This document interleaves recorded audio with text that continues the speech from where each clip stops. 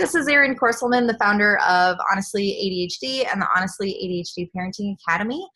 I am here today with Pam Quarterman, who is a speech language pathologist and real veteran educator of children with all sorts of learning differences, but also ADHD like many of us or all of us experience. Pam received her Master's of Medical Science from Emory University, and she was the educator, therapist, and executive director of Oak Hill Academy for 30 years. And now she's doing something super exciting, which I will have her talk about some to us. She is the creator and executive director of what's called the Segue Center in Dallas. And I'll put a link to the Segue Center below this interview for you guys to check out. But this is a program for kids who need academic and career and social support for young adults with ADHD, autism, learning differences, social anxieties, all sorts of those, differently wired kids when they are in their late teen years and they're not quite ready to fully fly out of the nest into, traditional college. So Pam actually wrote a guest blog post at ADHD or at the honestlyadhd.com /ADHD blog. And I'll put a link to that as well. She wrote a great blog post about the idea of giving your child a gift of time between that high school time and the next step in, what we would call traditional adulthood. And so if you haven't checked that out, read it here. We're going to go a little bit deeper in this interview. And so I want to say hello to Pam. Hi, so nice to be with you today. Hi, it's nice to be with you too. I have a few questions that I had prepared for you, but I also polled the Honestly ADHD parent support group that is on Facebook, and they have some great questions for you too. So why don't we just get started and say, what do you do at the Segue Center? What is it that you offer for, these late teens? Right. Well, we've kind of started our program. This is our inaugural year. So it's just, kind of a vision that my daughter and I had together because we had worked so many years with learning different students in elementary, middle, and high school. So we've got a little house. We rented a little house here in Dallas. Started programming for life skills, for social skills, for career planning, as well as academic tutoring if that's appropriate. And just wanted to have a place for these young adults to come. It's also going to hopefully be a hangout, so to speak, just where they can come and socialize, because I feel like that's also a big need of a lot of our young adults that tend to retreat back home and maybe get in front of their computer screens or other devices and socialize that way, but not as much face-to-face. So here at the center, we've got specific classes and coursework that we do for the transition skills and independent living skills and all those things, curriculum for those various components. But also we wanted to have a place where they could just have some kind of structured discourse, like to come in, even in the morning, we have a time we call morning cafe. So just to kind of come in, get a cup of tea, coffee, juice, whatever, maybe watch a program on the news, and gosh knows these days that can be very volatile perhaps, but to have an opportunity just to sit down and chat about what's happening in the world around us in a constructive, respectful way. And I feel like just helping them connect is a huge goal and a good, positive to provide these young adults, as well as in helping with the goal setting and career planning and all the logistics of kind of looking at that next step of their lives. But so it's a little bit of a lot of different things here, truthfully. Yeah, it sounds like you may really be looking at the whole person and all the different things they need. That's what we're trying to do, is to pull that. It's always been our philosophy in working with special needs children and students. And so we really wanted to carry that forth into this young adulthood phase, because we feel, at least here in our area, there haven't been as many options for those kinds of opportunities. Yeah, I agree. So Pam, if you were talking to a parent who was trying to figure out, where does my child's next step? How do you know, or what would you say to a parent? What are some of the clues that they would have to know that maybe giving their child a gift of time is the right step? Maybe having them slow down a little bit on racing off to complete independence is the right step? What things should a parent be looking for? Yeah, that's a great question. Yeah, I think the kind of the first step in all that is as a parent, because I know as I've got 4 grown children myself, it's so tempting to try to project your own kind of life history or your own kind of image and onto them of what you think should happen next, and maybe where they should go or what they should do. So I think that's the first step, is to try to set that aside, and even to do that kind of all along the way of raising the kids as much as you can, but just to be open to that there are lots of possibilities out there to start with. So then I think it's really important that you sort of listen to your child. And by listening, I mean not just the words that they're saying, but it's almost about what they're doing or what they're not saying, to see kind of what they're feeling or what they're anticipating as as the next step. Are they kind of making plans just based on what they think your expectations are, or are they making are they talking about future plans based on what their interests or needs or challenges or excitement might be? So sometimes I think the obvious things are, if you see your child is pretty overwhelmed with schoolwork, let's say in high school, that's kind of a no-brainer. You can see, okay, there's a red flag here. We need to be looking at why they're overwhelmed and kind of what they're doing when they're overwhelmed. Do they get more sullen and pull back? Do they get very anxious and have a lot of outbursts or things like that? So you kind of look at some just different behaviors, and if they're real obvious challenges, then those are pretty easy to see, and that there's going to be maybe some things to think about before you're thinking about what the next step is going to be. But there also, I think, can be some really kind of subtle indicators as well. Like if you have a son or a daughter who seems exceptionally social, and a lot of times you don't think, well, you want your child to be social, but it's almost like if they have too much of a need to be accepted by their peers. And with that, I mean, they don't then use good judgment, and they're not able to kind of discern of what's going to be a good, healthy choice for them compared to an unhealthy choice. So if you've got a son or a daughter that is very needy in that way, then you think about, if you're sending them away and you're not around, or you don't have other people's sort of support system around them to help monitor that, I think it's real easy for that particular, college student to then get pulled into some things that maybe they shouldn't get pulled into. Certainly the specifics of if they have a learning difference, if they're dyslexic, or have the attentional issues, or if they're on the spectrum, some specific areas of support they're going to need post high school. But so it's just a matter of kind of how much support they're going to need, as to if you're going to want to keep them home for a year, maybe give it kind of a test run. I think there's nothing wrong with just seeing how do they handle maybe 1 or 2 classes, in a local program, whether it's a community college, or if you have even a 4-year university that's local, you might test them out there first, and then just, kind of see how much support they need. So I think this is where we just have to really listen in as careful a way as we can of really what your son or daughter is telling you, sort of subliminally almost, Yeah. To pick up on those, or whether giving them that gift of time wouldn't make a lot of sense. Because so it's not that you're going to totally throw out all of the goals and ideas you had from the years of growing up through middle school and high school, but it's sort of reshifting or adjusting and just giving everybody a chance to make sure you're kind of on the right path. Pam, do you ever talk to parents who feel, I talk to parents all the time, especially when we're working with younger kids, about parenting kids in a way that may not be traditionally accepted, right? It's not their traditional thing. It doesn't fit into what all their friends' kids are doing, or what they're. So do you ever talk to parents who are really worried about, the social fallout of having a child not go the way all their friends are going, or just worried about, what will people think if my child just stays at home and waitresses for, a year? God forbid she builds up a little nest egg, Yeah, I know. Yeah, we do. Yeah, I talk with parents very frequently about that, because I think that's definitely a huge factor for all of us. So it's not just our children that are under this pressure, but we as parents are under this pressure of peer pressure.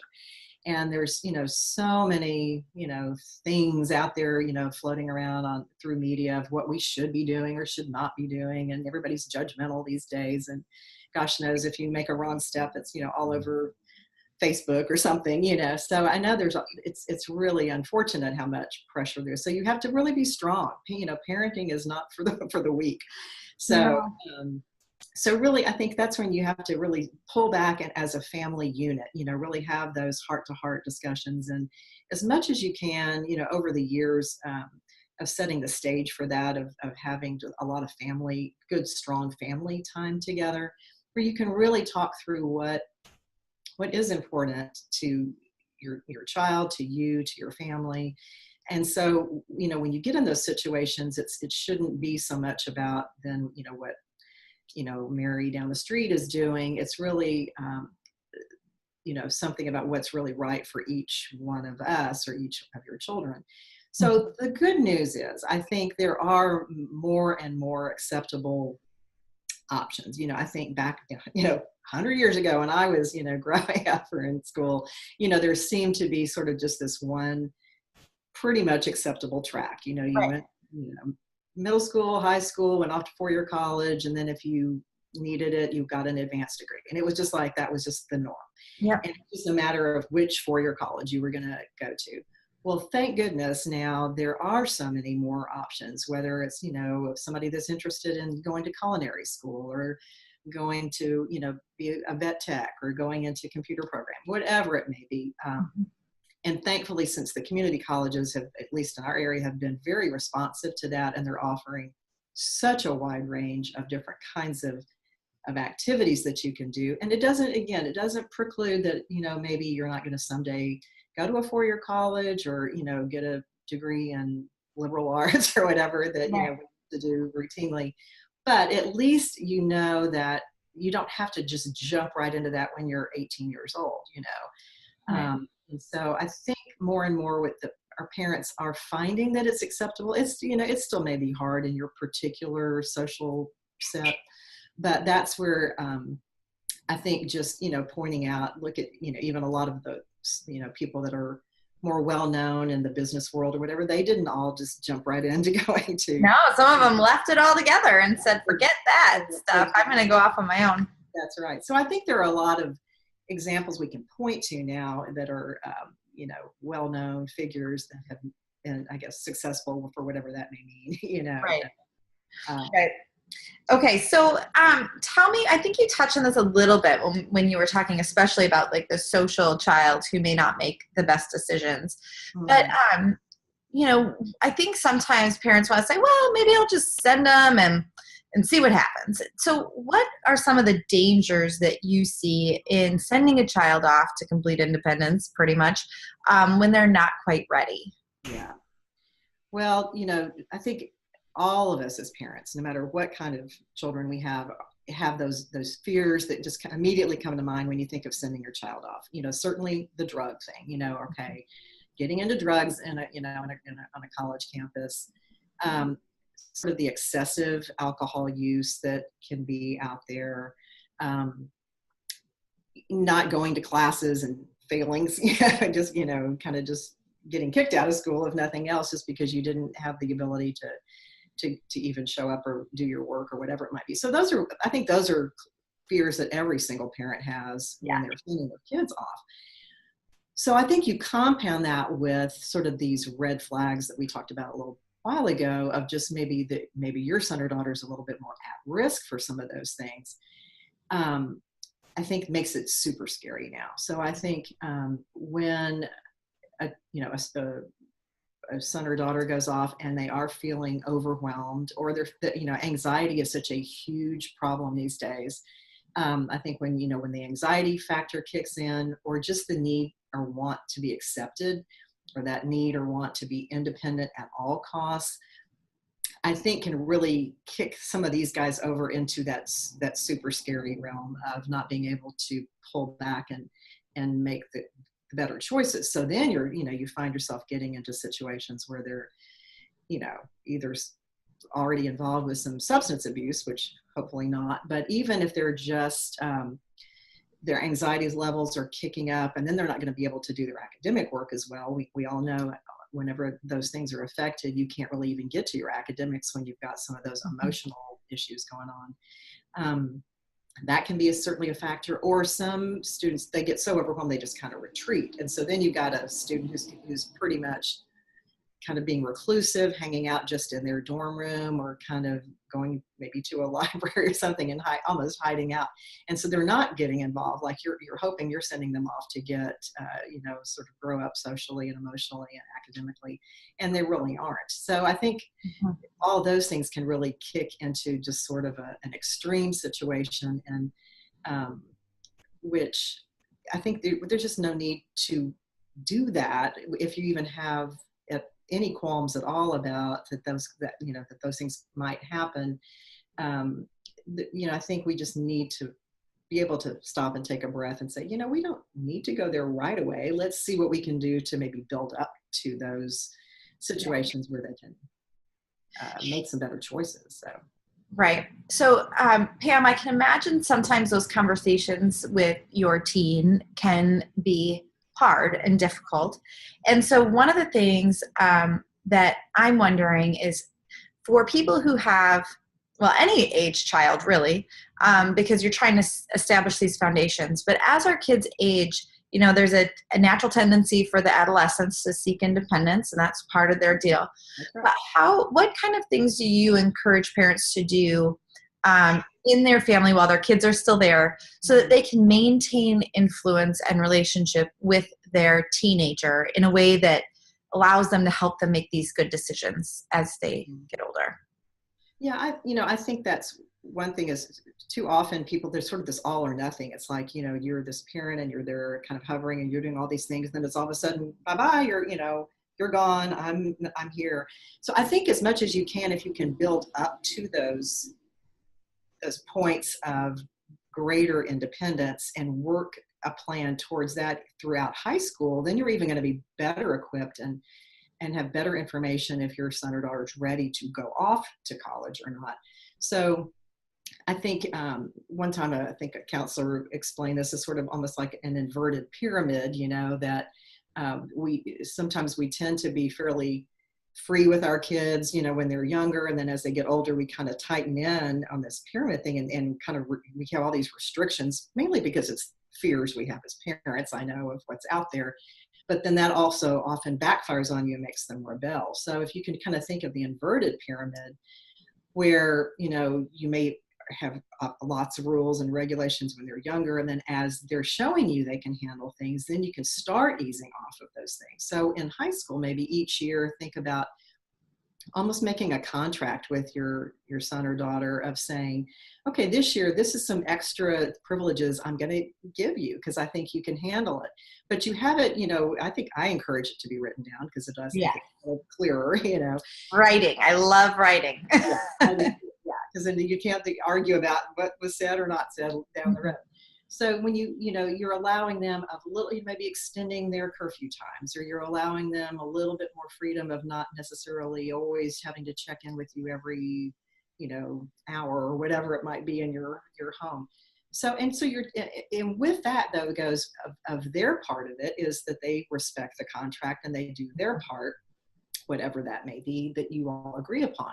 So then as they're successful, then the next year you give them a little more and a little more and more. So that gives you, I think, a really good indication that if they're going to be able to handle some things on their own or not. And then, on the other hand, if they aren't handling it well and they're routinely rebelling or they're going against it, then, they're not ready for that kind of level of independence yet. So I think that helps but it all stems from this, I think, a real sense of mutual respect.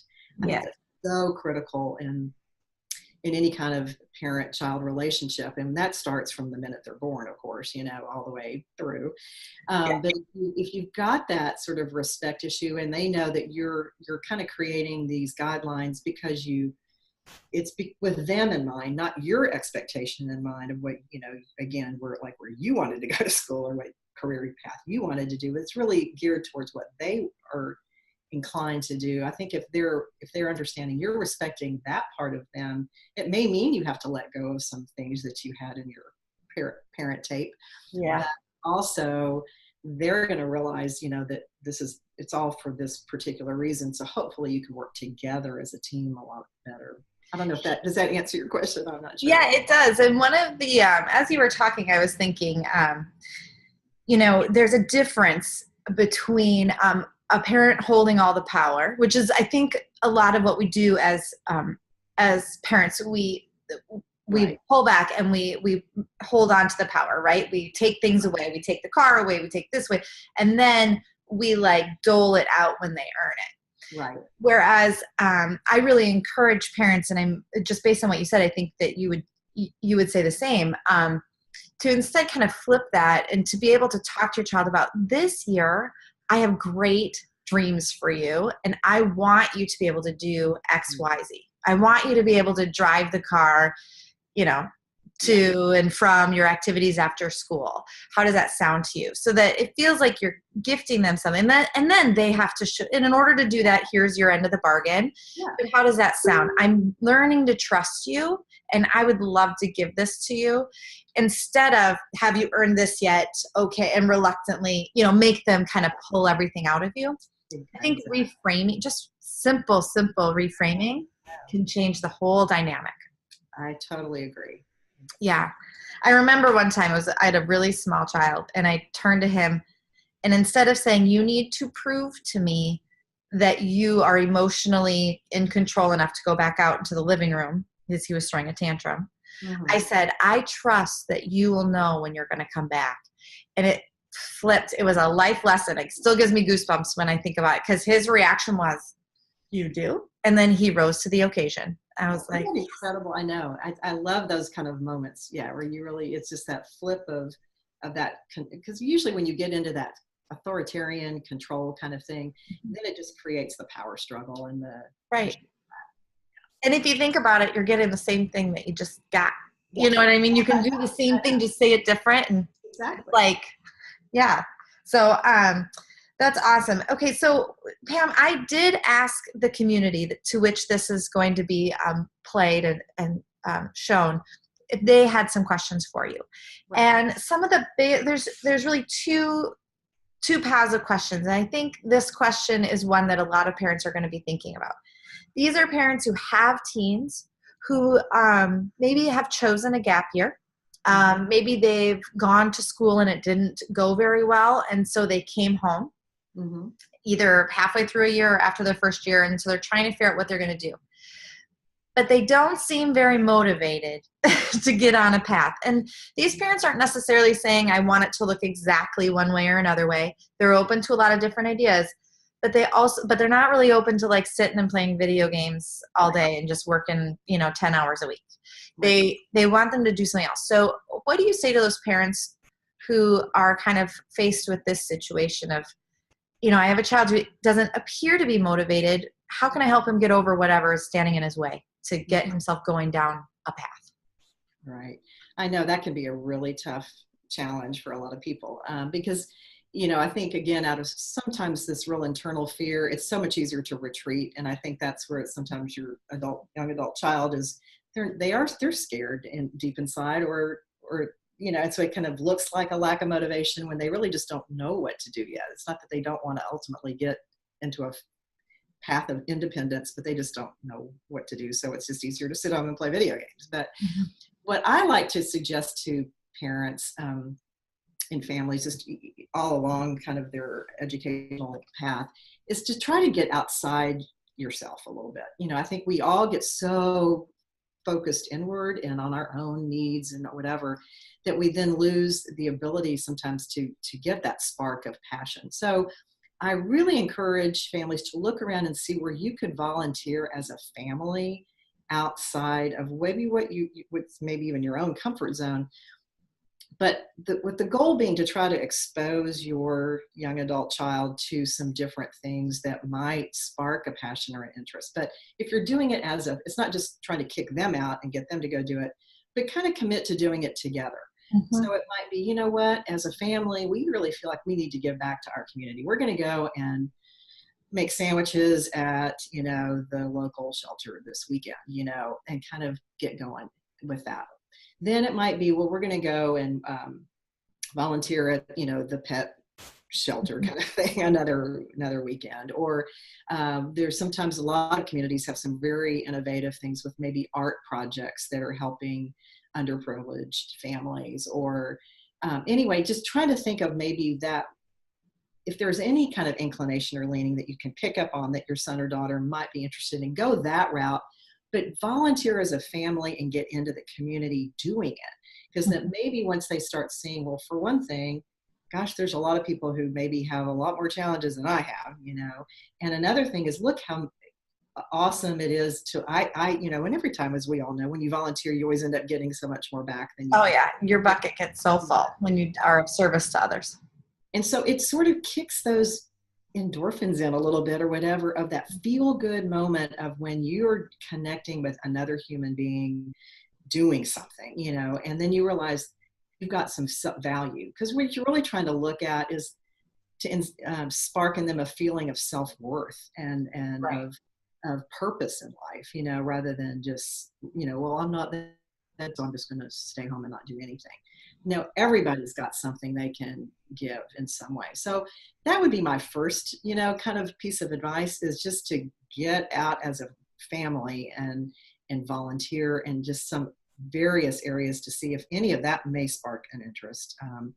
Or if you look around too and kind of see a potential mentor maybe in your own family circle, or if your professional circle of friends or whatever it might be, that sometimes it just takes one person to come and invite your son or daughter out for a coffee. Let's go to Starbucks and I'd love to tell you about what I do. And then maybe that it's just that one-on-one. It's much harder to turn down somebody, one-on-one, than to say, oh, as a group, I'm not going to do something. So if you can find somebody outside of the parent role that could just, preferably a young adult, because somebody maybe in their 20s or early 30s, that can really inspire and show again that somebody has an idea that you could be purposeful. Right. I love that, trying to find your purpose is hard to do when you're like finding it in a catalog, like I'm looking through, I don't know, what kind of major do I want? How would you know? Exactly. Yeah. And then you're kind of trying a lot of things, and just you get them out there, you get that experience. They can look over and say, hey, if that kid can do this, he's wearing that, doing the thing for maybe a park and rec company or something, that kid can do that, I could do that. They start to like, identify exactly and see, could you put themselves in that position? Yeah, exactly. Yeah, spark some different purpose. That is great.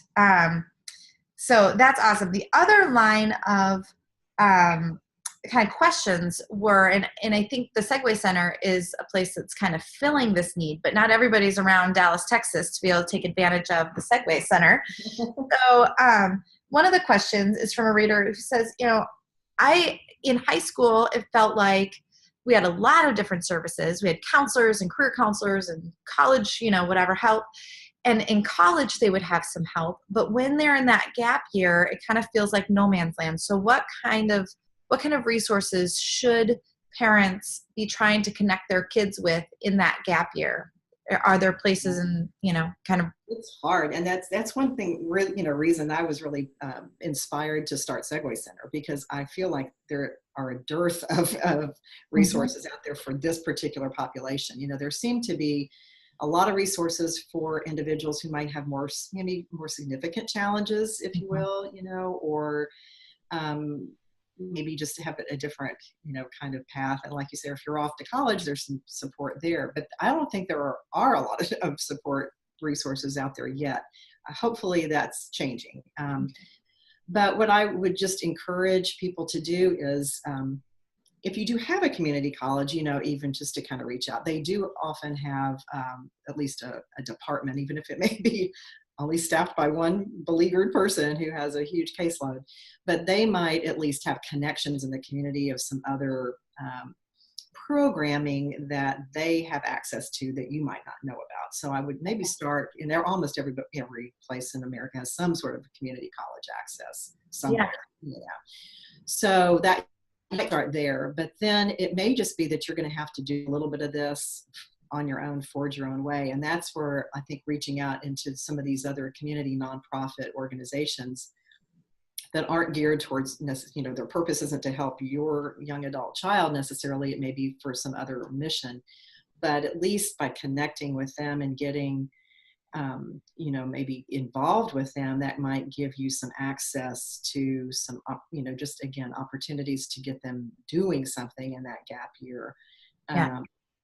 But, you can go to counselors and you can go to therapists and, some of the traditional things, but I think it's really at this age when they're getting to be young adults, their whole purpose is to kind of start trying to break away from home a little bit. So that's where I think you really need to try to find some things in the community to help them. But there really, unfortunately, aren't a lot of resources that I have found that are being real effective so far. Yeah. Well, you and I both kind of did the same thing. I was going, parents don't have enough support, so I'm going to go support parents. And you're saying, That's right. these young kids don't have enough support, or these young adults, and I'm going to go support them. So I love what you're doing. This is such an area of, it is a big lack of support and help. So I think I loved the community college idea. I hadn't thought about that. And that's a great place to start. Maybe even going back to the high school counselor and saying, hey, what else did you have that maybe my kid missed? Right. Yeah, exactly. Because we all know our children aren't always super attentive to some of those things. Yeah, that's right. And they don't always have the maturity to, self-advocate when they're at the high school level when those resources are right in front of them. But yeah, so revisiting those is a great idea. Right. Exactly. Well, thank you so much, Pam. I really appreciate you taking the time to both contribute to the blog and to help educate, some of the followers of the support group. I'm anticipating that possibly we'll have some additional questions come out of this. So we may be able to connect and talk some more. Thank you so much for the conversation. And I you're applaud you for the work that you're doing too. Oh, thank you so much. Thank you. I appreciate it. We'll talk to you soon. Okay. Okay. Bye-bye. Bye-bye.